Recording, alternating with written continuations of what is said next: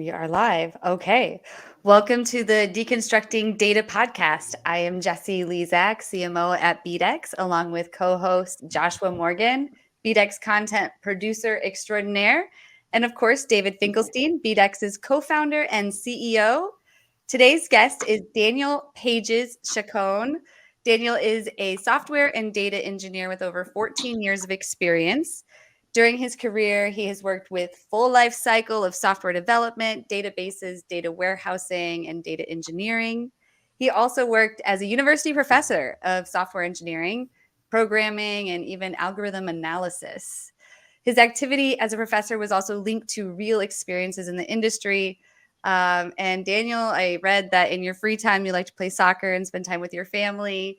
Thank you for being here, Daniel. And if you don't mind, please start from the beginning and tell us your full story about yourself before coming to BDEX and how you became who you are today. Well, first of all, thank you so much for being here. And eventually, trying to do the story short, I graduated in 2007. Since that, I started to work as a professor in university, but I also was linked to some software development and processes, and yeah, that was my story, my country origin country, which is Cuba. I After that, I went out and I went to Dominican Republic. I started to work there also in a university as a professor, and also doing some other development stuff along with it. So after that, in 2016, I came to United States, and I have been working all the time related to some software developments and data engineering related things. So that's pretty much my story, and I'm here in this company since 1 year and a half, if I'm not wrong. No, I'm sorry, since a half a year, probably 7 or 8 months. Yeah, Feels much longer. Yeah. I think we're working on a year. We'll get you here a year soon. yeah. So I'm curious, Daniel. So you and I haven't had a lot of time to interact. You obviously worked with DW, our CTO, in the past, and he obviously really wanted to bring you on board on the team, and so we were really excited to have you join. But I'm always interested in understanding and learning how where people's origins come from, like what gets them into the sort of the industry that they're in. So how did you get started in an interest in software? Like, is this something that happened when you were really young, or do you just kind of work your way into? Yes, well, actually, I would say that since I was really young, right? Because at the moment when I had to select between some opportunities to go to college, um, I had very clear that I wanted something related to the computers, to the computers, to the technology, basically. And one of the most interesting career was this one, was software engineering, and I, when I started to get more involved on that, to study a little bit, doing my research, I decided that was the one that I wanted, and I wasn't wrong, actually. Mm-hmm. I think my parents always wanted to get me into computers because, like, they had me in a computer class like when I was like 12, when our schools didn't even have computers, and she found, I remember my mom found a like an after school thing, to send me to, and we were working on Radio Shack TRS-80s, so it was like destined that I was going to be in computers, I guess. That's awesome. Yeah, that's interesting. Yeah, from my side, exactly. Since I started to get involved on this, every time I was more like likely to do this, and as my career. Yeah. Hey Daniel, I'm totally curious. What does like your week look like at BDEX? Like what like activities, objectives that you try and complete? Well, my week here, every day we have a contact with the rest of the team. So we do planning of all stuff that we need to do. So we are very well organized in that sense.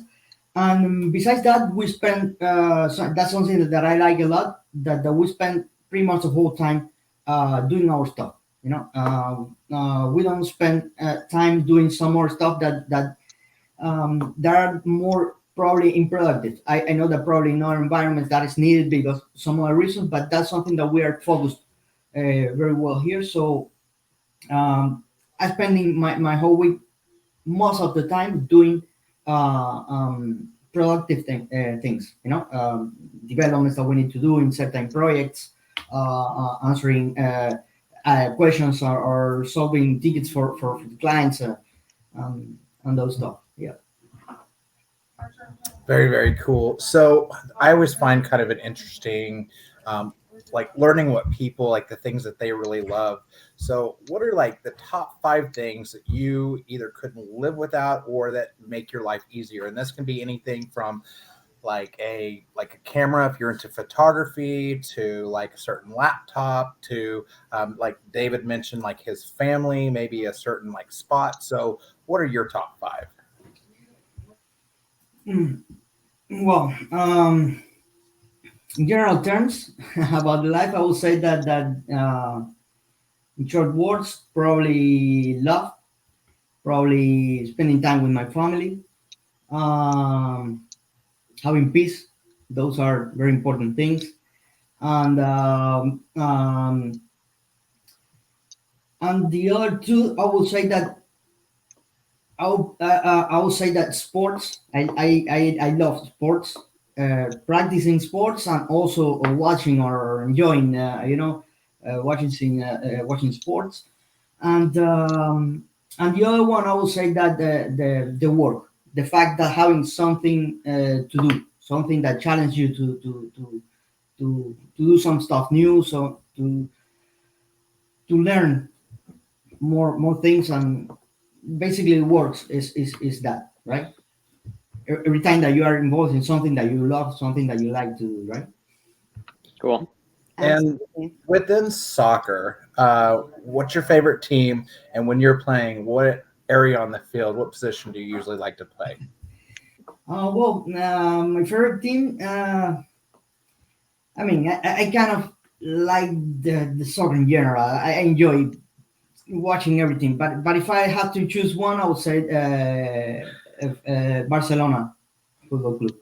I would say that. And when I played, I used to play in the middle of the field, mostly in the middle of the field. Yeah. Interesting. So, sort of switching gears, if you don't mind, into more product-related topics. Daniel, would you mind explaining Omni IQ in your words? So we've heard about it from other team members, but from your perspective, in your words, how would you explain Omni IQ? Omni IQ is a system that we have developed that allows people to, provides the ability to provide analytics results for certain data that people has and want to know more about that, what data can produce, right? So basically, people can upload files with raw data, and we analyze that data. We provide provide certain analytics reports and also machine learning results for example, extended audiences. And that's the first step that we have where we are right now, and that's basically what I can say that is in short words the application. Absolutely. So what stands out to you as being the most beneficial to our users? Well, I'll say that exactly that. In today's world, I'll say that the information is something really important, right? For companies to have knowledge about their own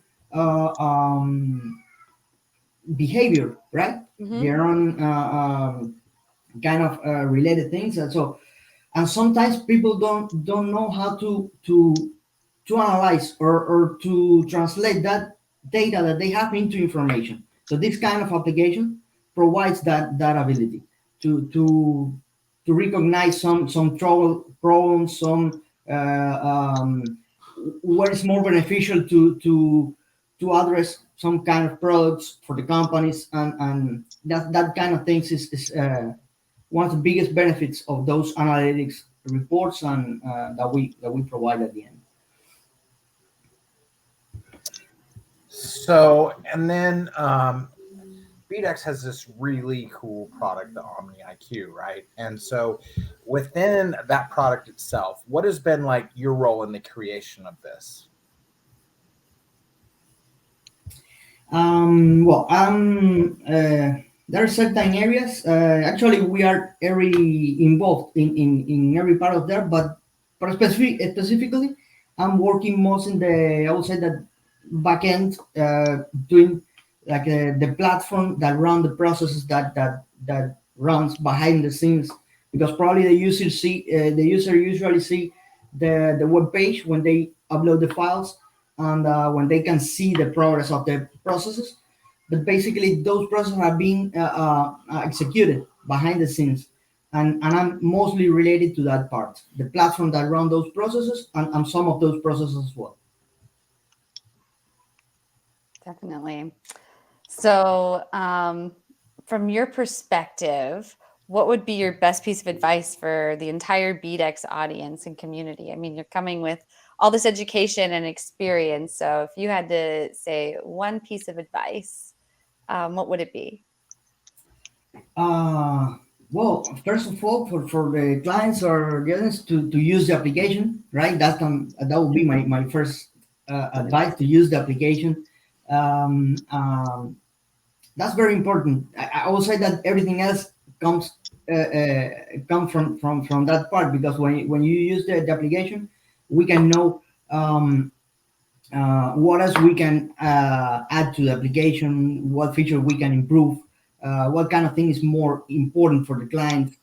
So I would say that that's the most important thing for us at this point, when we are just launching the application. So that's very important to know the feedback from people. So use the application and to provide their feedback, I would say.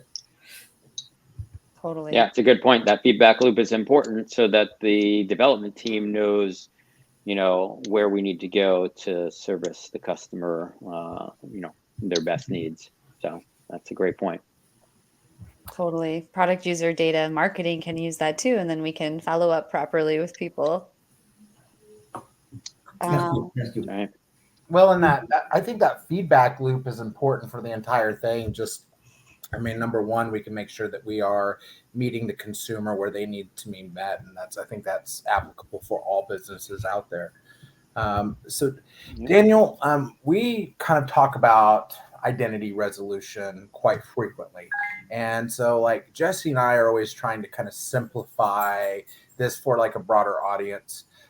So, could you take a minute to talk about the technical aspect and then kind of break that down, like the ins and outs of it, and kind of break it down into like simplify it for those that might not necessarily have a technical background or understanding? Yeah. Well, as I said before, the importance of this is, again, sometimes the companies, for example, has a lot of information, a lot of data, right? And a lot of always related. The data is always linked based on identities, right? So the fact that we are able to link those identities and know many other information from other areas related to the same thing is something very important, because we can go beyond the borders of one system or one company. We can link information from many different sources, and that is very rich data to provide information analysis and things that can provide to the companies. Information about, again, as I said before, about, for example, knowing knowing where the data or where the products that they produce are more important. What is the best market, or what is the market that is consuming that mostly? And I mean, there are infinite possibilities for that you can do, you can provide when you are able to link the information. That's a good point. Absolutely. So I have a crazy kind of off the wall question for you. As a software engineer, what do you think about what the future looks like in software development? I had a crazy conversation with a friend recently, and we were talking about how we think like someday, you may be able to just tell a piece of software what you want, and like you're talking to Siri or whatever, or Alexa, and tell that piece of software, hey, this is what I want. Can you write the code for it? And it'll write the code for it. How far do you think we are away from this? Not that we're trying to replace you with Siri or anything like that. But we were having this crazy conversation. I'm curious, as a software engineer, how far away do you think we are? Is this like 20 years, 50 years? Do you think this is a reality that someday you'll be able to just talk to a piece of software and tell it what you want to create? Yeah, that's actually a very interesting conversation that I also have had with some friends as well. It's interesting because look, if we look back some years, probably 10, 20 years, this computer world started to born, right? So companies that were very important to produce management systems, for example, for companies and people being able to automate their daily activities, right? Yeah. For example, Mm-hmm. that provoked that everybody has now over 10, 20 years a larger amount of data that can be analyzed, that provides now a new world of possibilities, right? And that's the data today. That's I believe that's the world today. There are a lot of in software development in general, there are a lot of tools that allows you to easily create, for example, a web page or some kind of system that you can use every day. But now the goal is to treat that big amount of data, right? So basically, what we are doing today. So what I visualized some years ago probably is related from this moment on, using the data to produce. I don't know, but probably all the things that the people is thinking today that is possible to do. For example, we can see areas like the robotic, like in the health, right? In the medicine, there are a lot of equipment that can do very awesome things with the people when they go to the doctor. So that's a that's what I visualize, right? That data could be developed, and the production of data, and also the analysis, and the fact that we can use that to produce knowledge and better services.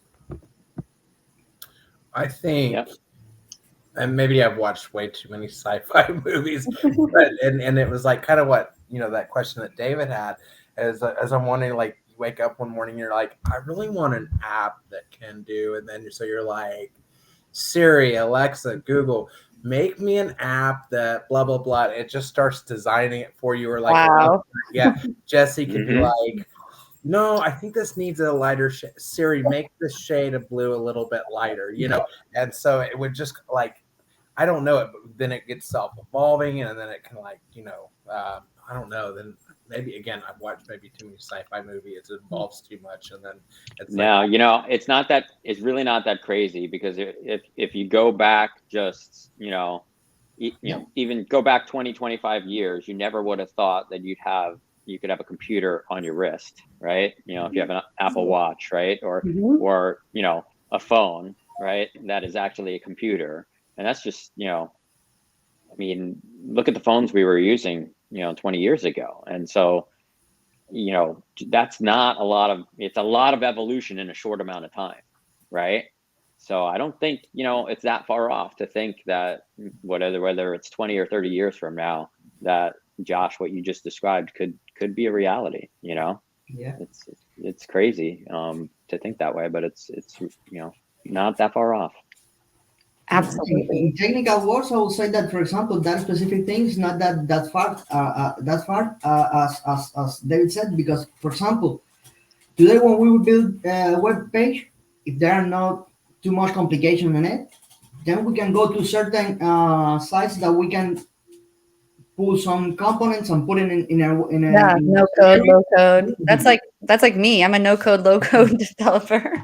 We are building basically a website right there. Good So till I have to code. if Siri, Alexa, and these kind of tools today can answer complex complex question that we can do, it's very possible that you can say, okay, I want to build this, and I want to add this menu or this breakdown, whatever. And it's not that well, we said it here, but so it's when it happens, we can say that we predicted it. There you go.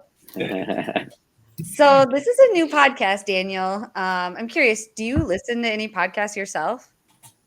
Sometimes I mean, I study a lot. Sometimes I try to listen, but not something specific. Sometimes when I'm researching about some topics and I see that this is interesting, then I go there and listen some topics. Totally. But So I'm curious, like, what do you listen to? What do you listen to? Again, technical things. For example, last one that I was checking was I was studying something related to Spark, right? Which is a technology for data management and that thing. And What I is was it called? Say the name one more time. Technology ready to Spark. Spark is something for managing big data. Basically, Okay. we can create processes and run it again that platform. It's a platform basically.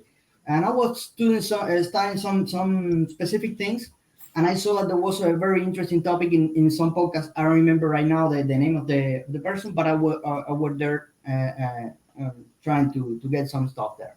Yeah. What to you makes a good podcast or a good, audio recording? From my perspective, it depends on the topic, right? Depending on the people to want to watch or to learn about. But for me, for example,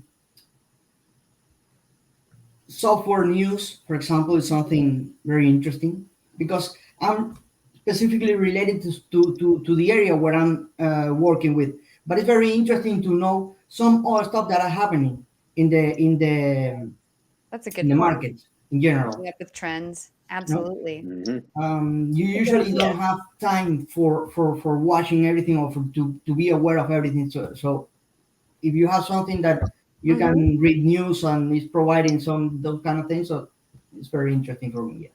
That's actually a good idea for, writing some of our scripts. We can keep an eye on different data news and bring them up with the guests. Yeah. So thanks for that. Yeah. Anyone else have anything to add or ask Daniel before we close? No, from my side. It's a very interesting conversation, actually. Yeah. Well, I guess in closing, we would love to get input from listeners about what or who you would like to hear on BDEX's new podcast. What questions do you think we should have answered? And if there are any guests you think we should invite on, please share their name. You can go ahead and send your qualitative data with us. Share your qualitative data with us. So tell us what you think. We'd love to hear from you. Yeah, well, I will link this question to someone previously, right? Which is exactly, I would say that it would be interesting to invite some clients, some of those clients that started to use Omni source application, and it would be very interesting to know their experience. And I would ask, for example, how is the experience with Alexander. application? So Yeah. Alexander Ferenzi, David, the first beta tester, I don't think he's gone. I don't know, but he's like this impressive 26-year-old doing ads at a pretty big scale. And he tested it out and uploaded some lists. So it would be interesting to bring him on because he's always keeping up with like what's going on with Facebook ads and what's going on with TikTok ads. And like, you know, he's the one I follow to keep up with sort of social media advertising trends from the consumer standpoint. Yeah, it would be very good. Yeah. Somebody that can provide the experience and the feedback that they can do, how they see the application. If it's too complex, is fine to use it. If it's useful for them, what we can improve or add. Yeah. Well, look at this. You're inspiring a lot of different ideas, Daniel. So really appreciate it. I'm always impressed with like, especially because I think when I was in my, you know, we mentioned that like at 26 years old, and I'm thinking what I was doing at 26, and not anything like that, but you know, the just like, you know, the ads for like kids coding camps and all sorts of things are popping up. So, and there was that 13-year-old that was on LinkedIn not too long ago. Some people got upset. But like he had taught himself like 3 different languages and he was like doing coding camps. And I was like, man, this kid is, you know, by the time you're 18, crazy. My daughter has a little unicorn that she can code to do certain things. It can like run and walk and stand up. Oh, that's cool. Yeah. we have a friend of mine give us something for our kid, which is related to programming. I'm excited. I cannot wait to putting on his hands. But the problem is that he is 1 year old right now, so he doesn't he's pretty good. But as soon as he start understanding these kind of things, or at least the basics, I will give that to him. Start him young. Yeah, Daniel, what's your problem, kid? You're already 1. Let's go. Let's go. All right.